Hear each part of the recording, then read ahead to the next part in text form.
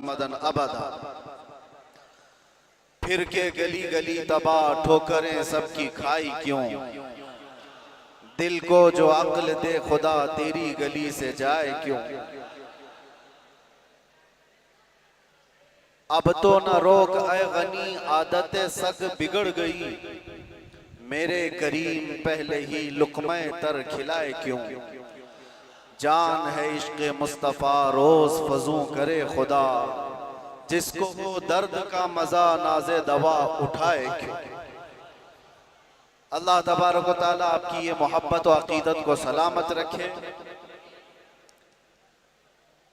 मैं बहुत देर से देख रहा हूँ हर कोई किसी को बिठा रहा है, और मैं ये भी महसूस कर रहा हूँ बैठे तो बेचारा कोई बैठे कहाँ। जो जिस हालत में खड़ा है जैसे है उसी अंदाज में खड़ा रहे। हजरत मौलाना इलियास काजी साहब मुझसे कह रहे थे आज यहाँ ऐसा लग रहा है कि जैसे शबे कदर है।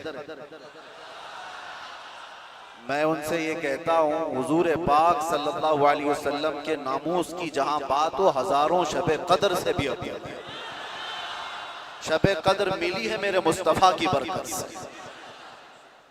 सारी बरकतें उस हस्ती पाक की हैं, आबरू मां ज़नाम मुस्तफ़ा।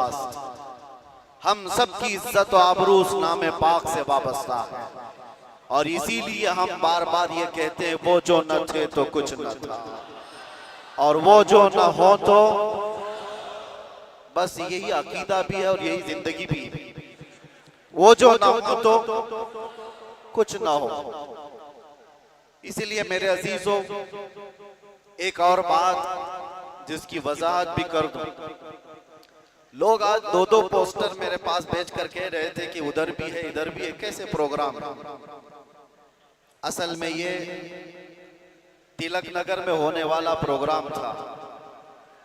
वहां के गयूर हजरात ने बड़ी मेहनतें की, मोहब्बतें उनकी भी अपनी जगह पर, लेकिन मेरे मुस्तफ़ा करीम सल्लल्लाहु अलैहि वसल्लम को जहां मंजूर हो, मेरे रब को जहां मंजूर, बात वहीं की जाती है। शायद गुरदल्ली वालों का खिंचाव ज्यादा हो। वैसे तो यहाँ पर रेशम का काम करने वाले ज्यादा हैं। बनारसी हजरात को मैं अच्छी तरह से जानता हूँ। इश्क़ रसूल के मामले में वो इतने नरम रेशम भी नहीं है, रस्सियों से मजबूत है। आज कुछ उनके मामलात की वजह से, जगह की किल्लत की वजह से, परमिशन के मामलात में इधर मूव हो गया। बहरहाल ये हालात के एतबार से इधर से उधर हो जाए, कहीं पर भी हो जाए, बात तो उस नबी पाक की जहां से भी की जाएगी गूंज कर रहेगी इंशाअल्लाह। और मुझे पता है हम उस मुल्क में जी रहे हैं जहां अफगानिस्तान का तालिबान मेहमान बन सकता है, और हिंदुस्तान में जन्म लिया सलमान नहीं आ सकता। ये मुनाफिकत है और मैं खुलकर बोलता हूं।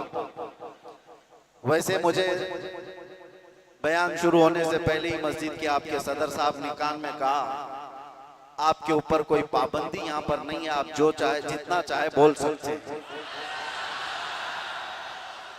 लेकिन मैं सदर साहब से कहता हूं पाबंदी लगा भी देते तो हम धज्जियां उड़ा के भी जाते, इसलिए कि पाबंदी हुजूर पाक सल्लल्लाहु अलैहि वसल्लम का नाम लेने के लिए कोई माँ ने आज तक जन्म नहीं लिया। किसी माँ ने आज तक ऐसा बेटा जन्म नहीं दिया जो हुजूर पाक सल्लल्लाहु ताला अलैहि वसल्लम के नाम पाक को इस रूए जमीन से खत्म करके दिखा सके। हमारा जुर्म क्या है, हमारा कसूर क्या है, हम बोलते क्या है? हम बात सिर्फ मेरे मुस्तफ़ा करीम सल्लल्लाहु अलैहि वसल्लम की करते हैं, और अगर ये हुजूर पाक सल्लल्लाहु अलैहि वसल्लम के नाम और उनके नामूस की बात करना जुर्म है तो हर बार करेंगे, हर बार करेंगे, 100 बार करेंगे, और वक्त आए तो सरेदार करेंगे। इसमें कोई खौफ की बात तो है नहीं, इसमें कोई डर की बात तो है नहीं। जब हमने ये कह दिया है या रसूल अल्लाह ये दिल भी तुम्हारा ये जान भी तुम्हारी, हम आए यहाँ तुम्हारे लिए और उठे भी वहां। जब सब उनके लिए है तो फिर डर किस बात का। खौफ न रख रजा जरा, तू तो है अब्दे मुस्तफा, तेरे लिए अमान है, तेरे लिए अमान है। बेंगलुरु के गयूर नौजवानों को मैं कुछ बातों से बेदार करना चाहता हूँ। तुम्हारी एनर्जी, तुम्हारी ताकत खामखा जाया नहीं होनी चाहिए। सड़कों पर बर्बाद किए जाने के लिए तुम्हें ताकत नहीं दी गई। अल्लाह ने तुम्हें जो ताकत और एनर्जी दिया है, जो तुम्हें पावर दिया है, वो नशे के अड्डों पर बर्बाद करने के लिए नहीं, और ना ही गलियों कूचों पर रात भर गुजारने के लिए, और ना ही बेमहल और बेवक्त एहतजाजात करके अपने आप को जोखिम में डालने के लिए। तुम्हारी एनर्जी और तुम्हारी ताकत एक एक पल किस चीज के लिए दी गई है आपको पता है? जिंदगी ये नहीं है किसी की किसी के लिए, जिंदगी है नबी की नबी के लिए, और ना समझ मरते हैं जिंदगी के लिए, और जीना मरना है सब कुछ नबी के लिए। तुम्हारी जिंदगियां इतनी सस्ती नहीं है, तुम्हारी जिंदगियां इतनी हल्की नहीं है कि कोई चोर उचक्का हाँकता हुआ तुम्हें किसी भी तरह से लेकर चला जाए और अपने अपने मकासद का निशाना बनाए। ऐ नौजवानों, जिस दौर में आप जी रहे हो, होश और हवास के साथ जियो। कानूनी मामलात और उसकी पेचीदगियों को समझो। दुश्मन किस अंदाज से तुम्हें वार कर रहा है, इस चीज को महसूस करो। यकीनन मेरे आका सल्लल्लाहु तआला अलैहि वसल्लम की मोहब्बत और उनकी असमत एक ऐसी चीज है जिस पर मुसलमान कंप्रोमाइज नहीं करता, और ये दुश्मन को अच्छी तरह मालूम है। हमें भड़काने के लिए, हमें आपे से बाहर करने के लिए, जानते हो वो कौन सी चीज का इस्तेमाल करते हैं? सिर्फ और सिर्फ मेरे नबी का नाम इस्तेमाल करते हैं। उनको पता है ये इसकी माँ की गाली से भी उतना नहीं भड़केगा, ये इसके बाप और इसके खानदान को कोसो तो भी नहीं भड़केगा, इसके घर को बिल्डोजर से तोड़ दो तो भी नहीं भड़कता। ये अगर बेकाबू होता है तो आमिना के लाल की इज्जत पर उंगली उठाने। ये अच्छी तरह से दुश्मन को मालूम है, इसीलिए बार बार इस तार को छेड़ा जाता है।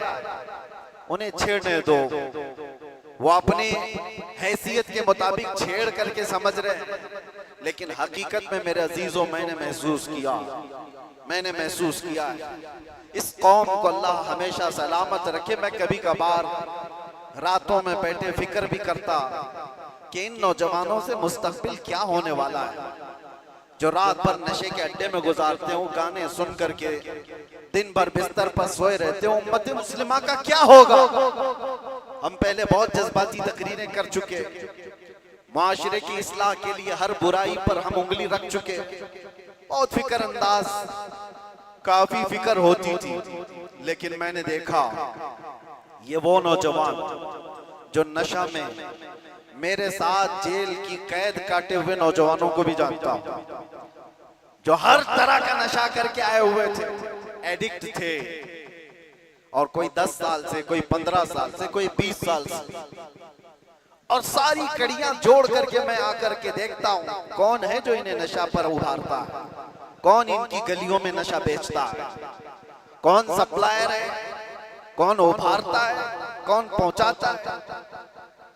कानून को भी मालूम है कहां बिक रहा है, कहां सप्लाई हो रहा है, सबको पता है। और खासकर तुम्हारे मोहल्ले क्यों टारगेट है, कभी सोचा आपने? ये सिर्फ बेंगलुरु की बात नहीं, जाओ मुंबई जाओ, कलकत्ता जाओ, दिल्ली जाओ, किसी भी, हैदराबाद, हर इलाके में मुसलमान क्राउडेड जो इलाके हैं, हमारी ज्यादा आबादी जहां पर, उन इलाकों को इन तमाम बुराइयों से घेर लिया गया है नशा से। क्यों तुम टारगेट हो? वजह यही है मेरे अजीज, इसलिए कि दुनिया को खौफ दूसरी कौमों से नहीं, मोहम्मद अरबी के गुलामों से इतना डर है कि इसी दिन ये खड़ा हो गया तो दूसरों की नींद हराम कर देगा। पता है इसको इन तमाम खुराफात में मुलव्विस करके, नशा का आदी बना करके इसको सुला दो। ठीक है, इन्होंने कर लिया, किसी को 10 साल से, किसी को 20 साल से, किसी को 25 साल से नशा में मुब्तला करके रख दिया। हम भी डरे हुए थे कि ये नशाखोर नौजवान क्या करेंगे, मुस्तकबिल क्या होगा इनका। लेकिन मेरे अजीजों, मैंने अभी माजी करीब में साल 2 साल में ये भी महसूस किया, नशा छोड़ना आसान भी नहीं है। जो एडिक्ट होता है वो जल्दी छोड़ता भी नहीं। अरे गुटखा नहीं